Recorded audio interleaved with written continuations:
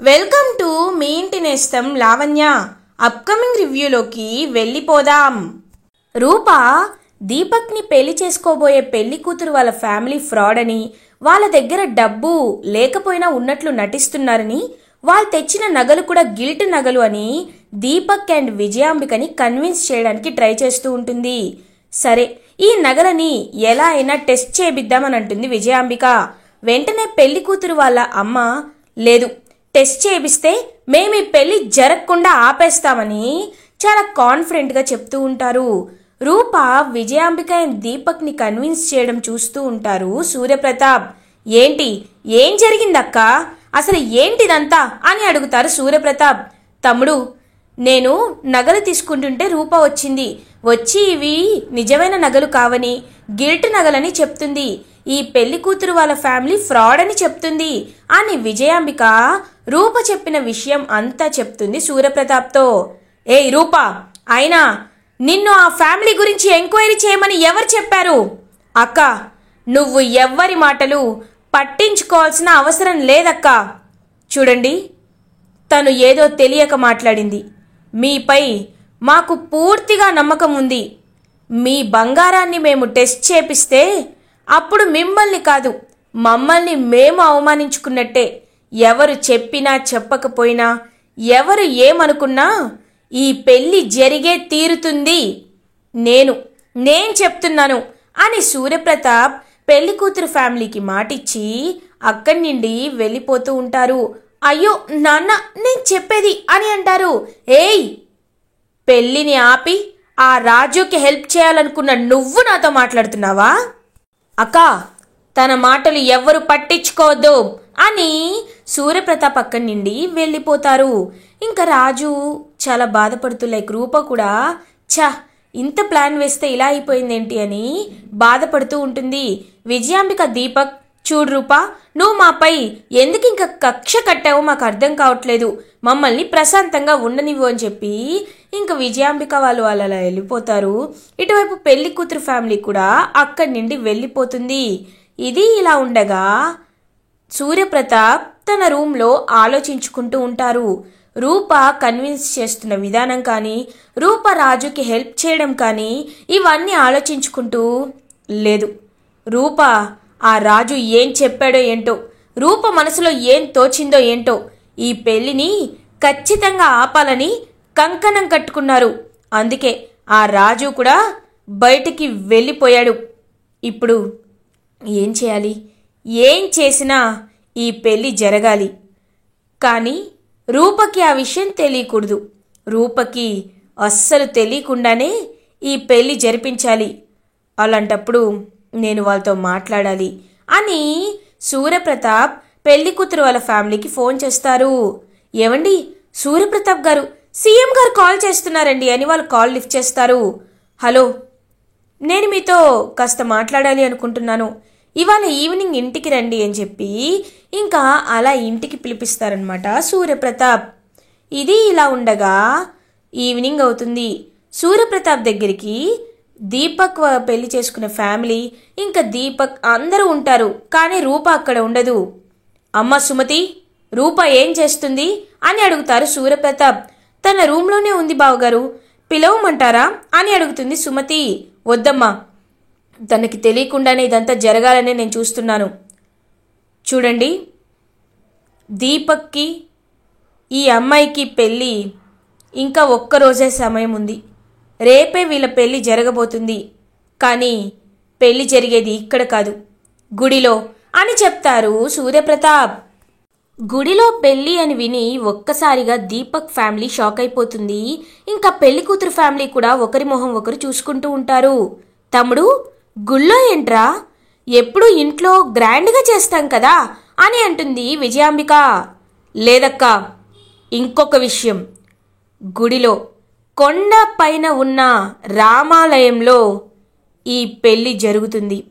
ఆ విషయం ఎవ్వరికీ తెలియకూడదు. కేవలం మీ కుటుంబం, మా కుటుంబం మాత్రమే ఉండాలి. ముఖ్యంగా రూపకి ఈ విషయం తెలిస్తే ఎలా అయినా ఆపాలి అని ప్రయత్నిస్తుంది. అందుకే రూపకి ఈ విషయం తెలియకూడదు అని అంటారు. ఇంకా అలా విజయాంబిక దీపక్ హ్యాపీగా ఫీల్ అవుతారు. కానీ ఇదంతా ఇంకా స్టెప్స్ పైనుండి వినేస్తుందనమాట రూప. ఇంకా విని ఒక్కసారిగా రూప షాక్ అయిపోతుంది. ఏంటి, నాకు తెలియకుండా వీళ్ళు పెళ్లి చేయాలని ప్రయత్నిస్తున్నారా? లేదు, ఎలా అయినా ఈ పెళ్లిని ఆపాలి అని రాజుకి ఫోన్ చేస్తుంది రూపా. రాజు, మా నాన్న నాకు తెలియకుండా, అసలు ఎవరికి తెలియకుండా పెళ్లి చేయాలని దీపక్ పెళ్లిని తను గుడిలో చేయాలనుకుంటున్నారు. అది కూడా ఎవ్వరికి తెలియకుండా సీక్రెట్గా చేయాలనుకుంటున్నాడు అని చెప్తుంది రూపా. ఒక్కసారిగా షాక్ అయిపోతాడనమాట రాజు. ఏంటమ్మాయి గారు, మీరు చెప్పేది నిజమా? అలాంటప్పుడు ఇప్పుడు మనం ఏం చేయాలి? ఆ గుడిలో పెళ్లిని ఎలా అయినా ఆపాలి అంటే ఏం చేయాలి అని ఆలోచిస్తూ ఉంటాడు రాజు. అమ్మాయి గారు, మీరేమీ కంగారు పడద్దు. నాకు ఈ విషయం చెప్పారు, గుళ్ళో పెళ్లి ఎక్కడో చెప్పారు, అది చాలు. ఎలా అయినా మందారాన్ని నేను వెతికే పనిలో ఉంటాను. ఆ దీపక్ ఎంత దుర్మార్గుడో నిరూపించే పనిలో మీరు కూడా ఉండండి అని చెప్తాడు రాజు. అలాగే రాజు, నేను వీలైనంత వరకు పెళ్లిని ఆపడానికి ప్రయత్నిస్తాను. నువ్వు కూడా మందారం ఎక్కడుందో కనిపెట్టు అని చెప్పి ఇంకా కాల్ కట్ చేస్తుంది రూపా. అలా కాల్ కట్ చేసి వెనక్కి తిరిగి చూడగానే అక్కడ సూర్యప్రతాప్ వాళ్ళ తమ్ముడు చంద్రం ఉంటారు. ఒక్కసారిగా షాక్ అవుతుంది రూపా. బాబాయ్ అది అని అంటుంది. చూడమ్మా రూపా, నువ్వు ఏం మాట్లాడావో మొత్తం నేను విన్నాను. నీ మాటలు బట్టి వింటుంటే నాకు మందారం బ్రతికే ఉంది అనే విషయం అర్థమైంది. మందారం బ్రతికే ఉంది అని నువ్వు చెప్తున్నావు కాబట్టి నీకు ఎలాంటి సహాయం కావాలన్నా నేను చేస్తాను. దీపక్ పైకి కనపడేంత మంచివాడు కాదని నాకు తెలుసు. కానీ నేను అన్నయ్య మాటని ఎప్పుడూ జవదాటలేదు. అక్క కొడుకే కాబట్టి, సాక్ష్యాలు లేవు కాబట్టి ఎప్పుడూ వాణ్ణి నేను చెడ్డవాడిగా చూడలేదు. కానీ నీకు ఎలాంటి హెల్ప్ కావాలన్నా నేను చేస్తాను అని అంటారు చంద్రం. బాబాయ్, థ్యాంక్ యూ బాబాయ్. నువ్వు నాకు సహాయం చేస్తానన్నావు, నన్ను అర్థం చేసుకున్నావు. థ్యాంక్ యూ సో మచ్ బాబాయ్ అని ఇంకా అలా థ్యాంక్స్ చెప్తాడనమాట. ఇంకా అలా రూప అయితే అక్కడి నుండి వెళ్తూ దీపక్ ముందు మందారం ఎక్కడుందో తెలుసుకోవాలి. ఆ అడవిలో ఎక్కడ మందారం ఉంది, వాళ్ళు ఎక్కడికి తప్పించుకొని వెళ్ళుంటారు అని చెప్పి ఇంకా అలా వెతకడానికి ప్రయత్నిస్తూ ఉంటుంది రూప.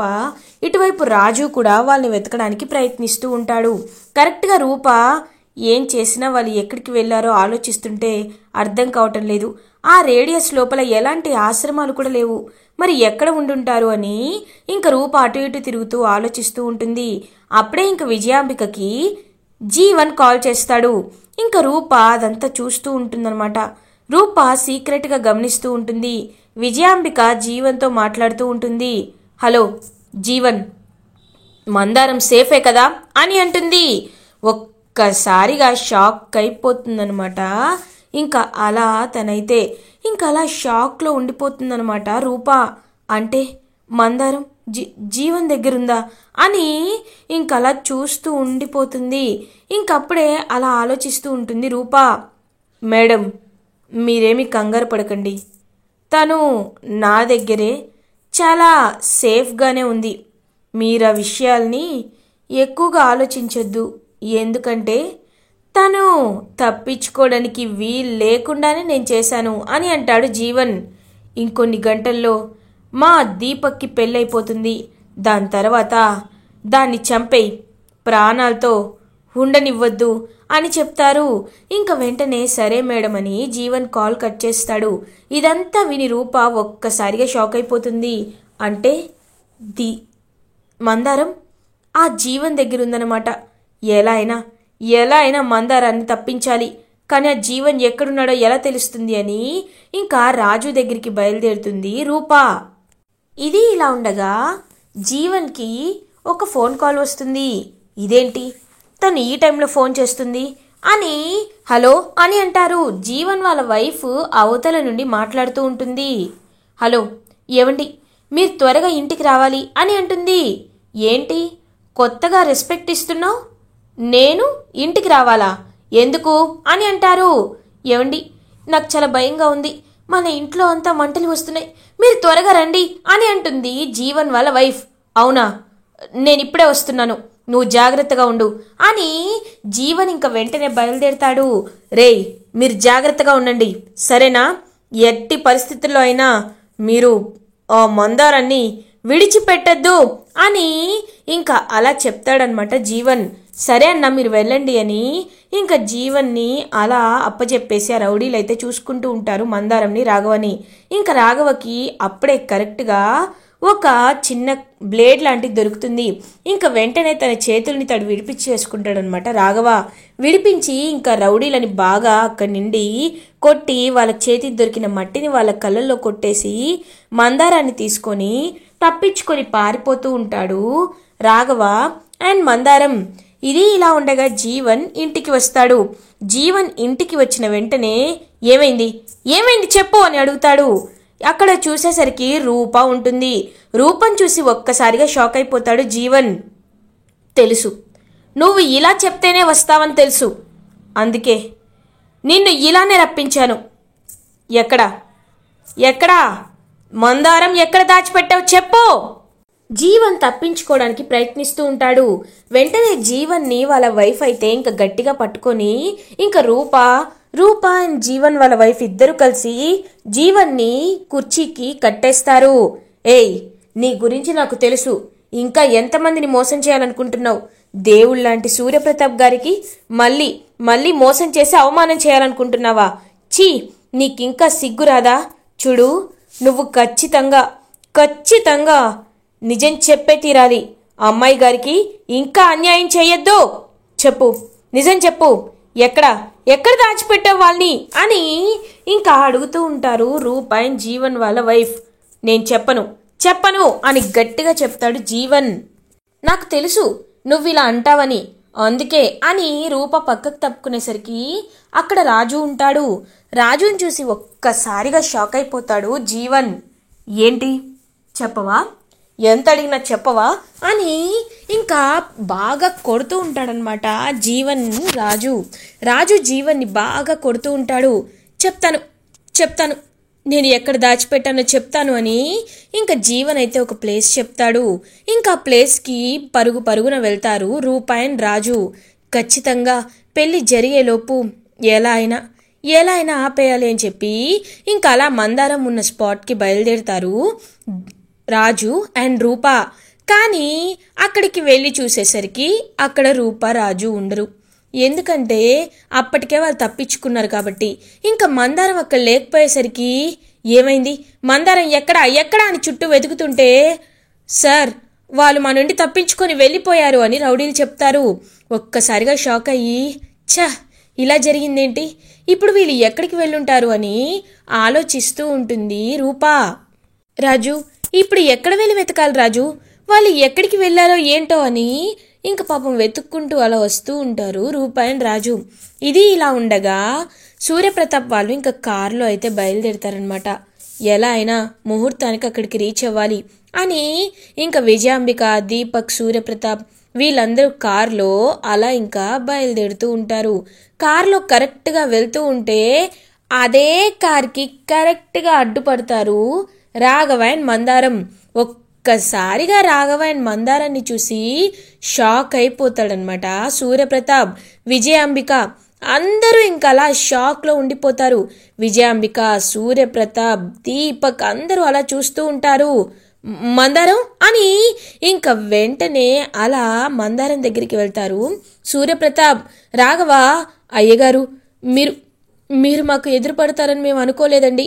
అయ్యగారు, మీకు నిజం చెప్పాలి, ఇన్ని రోజులు నిజాన్ని దాచిపెట్టి ఎంతో తప్పు చేశానండి. కానీ ఇప్పుడు నిజం ఖచ్చితంగా తెలియాలి అని చెప్పి ఇంకా రాఘవ నిజం చెప్తూ ఉంటాడు. ఏం మాట్లాడుతున్నావు రాఘవ, ఏ నిజం గురించి నువ్వు అంటున్నావు అని అంటారు. చెప్తానయ్య గారు, మా మందారంకి అన్యాయం చేసింది ఎవరో కాదు, వీళ్ళే, ఈ దీపక్, విజయాంబికలే మా మందారంకి అన్యాయం చేశారు. తన్ని పెళ్లి చేసుకొని తర్వాత తన్నే చంపేయాలి అని అనుకున్నారు అని ఆ రోజు జరిగిన సిచ్యువేషన్ అంతా ఇంకా చెప్తారు. ఒక్కసారిగా అదంతా విని షాక్ అయిపోతాడు సూర్యప్రతాప్. ఇంకా అలా సూర్యప్రతాప్ అయితే కోపంగా దీపక్ అండ్ విజయాంబికల వైపు చూస్తూ ఉంటాడనమాట. తమ్ముడు వీళ్ళు అబద్ధం చెప్తున్నారు తమ్ముడు అని అంటుంది విజయాంబిక. ఆ పక్క అక్క, నువ్వు నాకంటే వయసులో పెద్దదానివి కాబట్టి నేను నిన్ను ఏమీ అనకుండా వదిలేస్తున్నాను. ఇంత ఇంత అన్యాయం చేయాలనుకుంటారా? చూడక్క, నువ్వు ఇంకా ఎన్ని విధాలుగా చెప్పినా నేను నీ మాట వినను. నీ మాటలు విని ఇన్ని రోజులు నేను నా కూతుర్ని దూరంగా పెట్టాను. కానీ ఇప్పుడు చెప్తున్నాను, వాళ్ళు అంతలా ఎందుకు తాపత్రయపడ్డారు, ఎందుకు కాపాడాలనుకున్నారనే విషయం నాకు ఇప్పుడు అర్థమైంది. అక్క, నువ్వు ఎంత చెప్పినా ఇంకా నీ మాట నేను వినేదే లేదు. వెళ్ళిపోండి, మర్యాదగా నా దగ్గర నుండి వెళ్ళిపోండి అని ఇంకా అలా పట్టుకొని గెంటేస్తాడనమాట దీపక్ అండ్ విజయాంబికని సూర్యప్రతాప్. ఇంకా రూపారాజు అప్పుడే ఇంకా అలా వెతుక్కుంటూ వస్తుంటే అక్కడ సూర్యప్రతాప్ అయితే కనబడతారు. ఒక్కసారిగా రూపా అండ్ రాజు అయితే అలా ఇంకా షాక్లో చూస్తూ ఉంటారనమాట. ఇంకా రూపారాజు దగ్గరికి వస్తారు సూర్యప్రతాప్. రూపా, రాజు, మిమ్మల్ని నేను ఎంతలానో అపార్థం చేసుకున్నాను.